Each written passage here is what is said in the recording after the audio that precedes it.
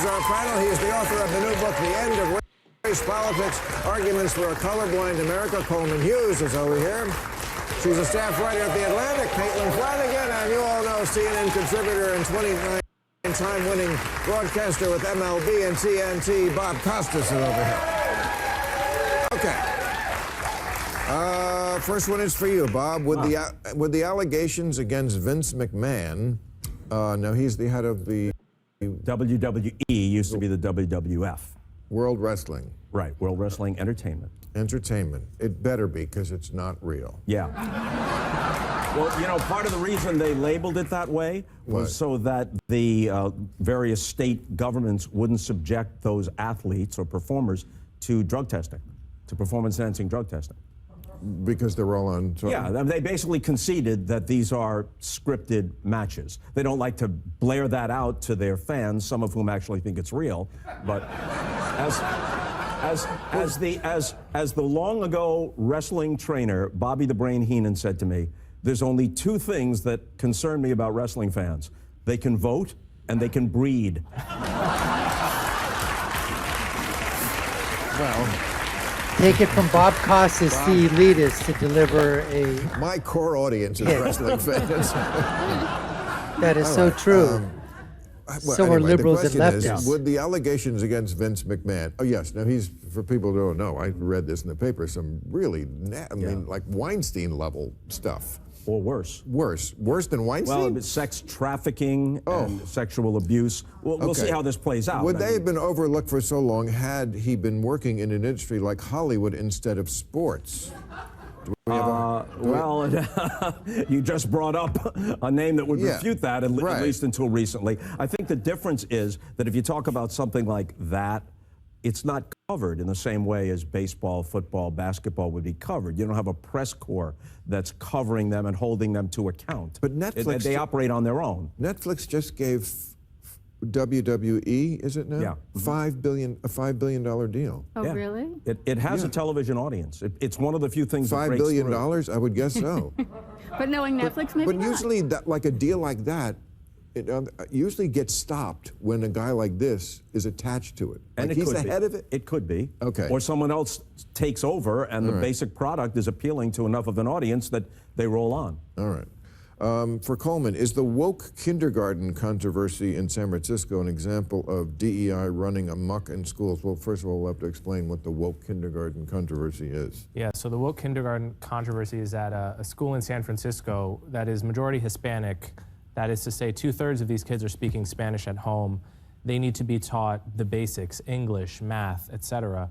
That school decided, instead of focusing on those things, to hire an organization called Woke Kindergarten, pay them $250,000 over Literally a few called years. it woke kindergarten. Literally it's called not what, woke. Oh, I see. Yeah, you're... I thought that was the name that the guy who wrote the article gave it. That was their name. The comedy They're writers owning didn't it. even have Okay, to- got it. What do you expect? Owning it. It's San Francisco, it's California, it's liberal, it's leftist. What do you expect? It really is. Boy, can't start them too young, huh?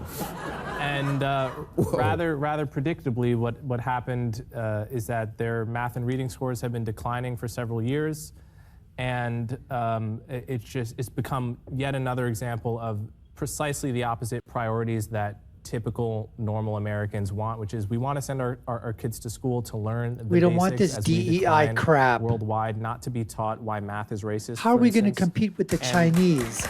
Math is not racist, but these libtards say it is. I think. What about 6? That number, I always... Yeah. A little bit suspicious, right? I see.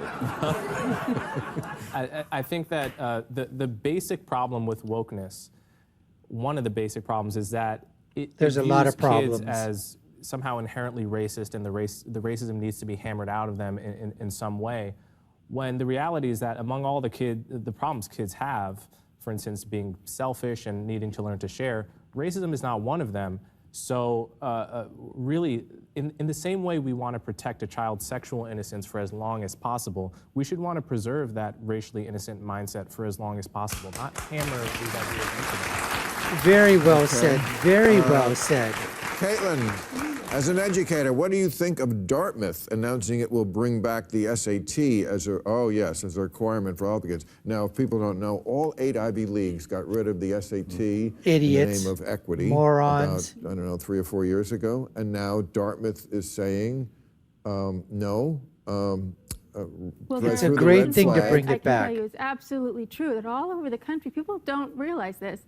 There are kids who didn't have an access to go to a good secondary school, or their parents moved a lot, or their family's chaos, and they'll pop up with these great scores that individually. And these are the kids that, you know, they can, the old idea was you could test into certain schools. You used to be able to test into the University of California. And it was a tremendous benefit to kids who had every disadvantage along the way. And now, and the other thing is, we don't want to admit this, and it's irrelevant for well-off kids, but the SAT truly is the best single predictor of, can the kid get through the school? Is he or she gonna show up and say, yeah, I can do this coursework. You know, maybe I'm not as wealthy as the others, or gifted in sports or whatever, but I'm not having problems here. I'm moving through the curriculum. And you can't lie on it. I read that 60% of college applicants admit they lie at some part of their application. Right. You can't lie in the SAT. Well, unless you're Felicity Huffman. Well, but that's not the SAT. Right, okay. Yeah, that's It's the ACT, I think. all right. All right. For everybody, is there any merit in Tucker Carlson's interview with Vladimir Putin? I guess that was today. I read that Jealousy. Putin went on for a half hour. The first question, he just gave him a history lesson, an erroneous. It's reprehensible. That he would even do it? Reprehensible. Well, I mean, we interviewers have done that. I mean, I remember Mike Wallace with the Ayatollah. Of course, but under the kind of rules of engagement that interview was conducted, and with a certain acquiescing lens through which Tucker put the answers. Right. I mean, Tucker has already been part of Putin's propaganda apparatus for a few years now. Yeah. It would have been like if Mike Wallace had been on in Iran for 3 years. Right. Hey, I mean, that's the difference. Pretty tepid response there. I Pretty have to tepid imagine clapping response. If for some reason you were interviewing Putin and he started going on about how Poland was to blame for World War II, you would say, hold on a second, Vlad. Right. And you would give people, Tucker just lets him go on with basic historical facts that... That's what he said, that Poland was... Well, yeah, he held Poland responsible for being attacked by Hitler? Correct. Yeah. Yeah. Yeah, I would definitely flag that. For whatever it's worth. I mean, When the Olympics, were they doing this interview on the ground floor, or was it up by a window? Right. for whatever it's worth, when the Olympics were in Sochi, Russia in 2014, Oh, yes. we requested for many months prior to and during the games, whether it would be me or someone from NBC News, and Putin turned that down flatly.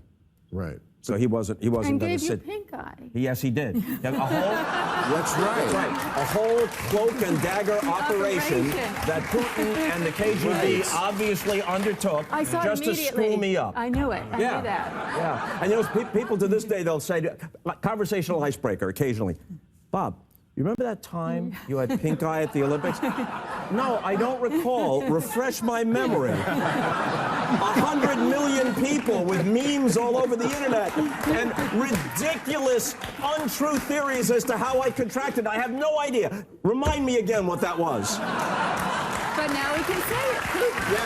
Yes. You still don't know why you got it? Yeah. I don't. I honestly don't. Okay. All right.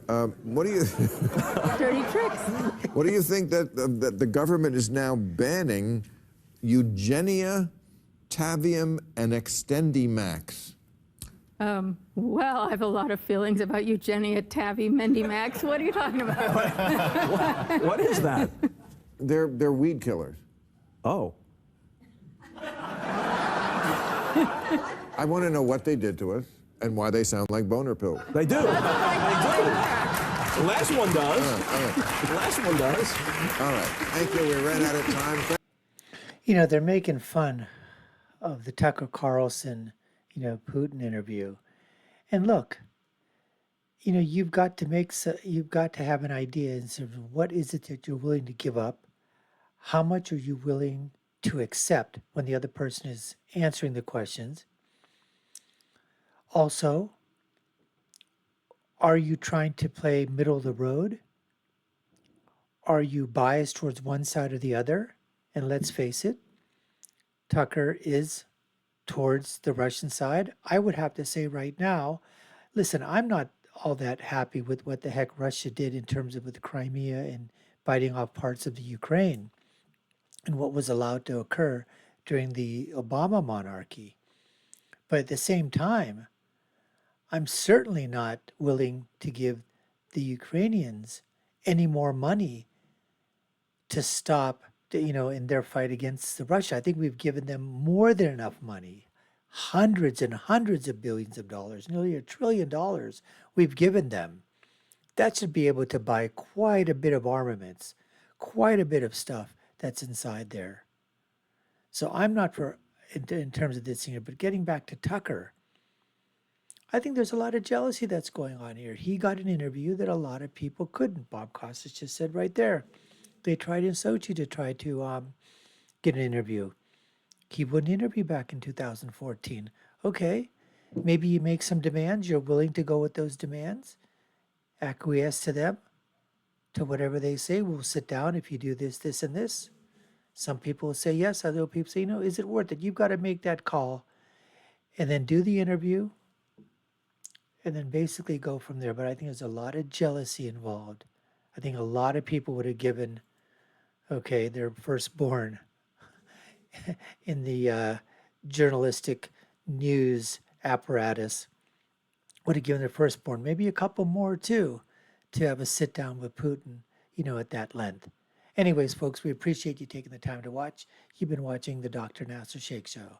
I've been your host. Hope you enjoyed this little video vignette of Bill Maher and his guests.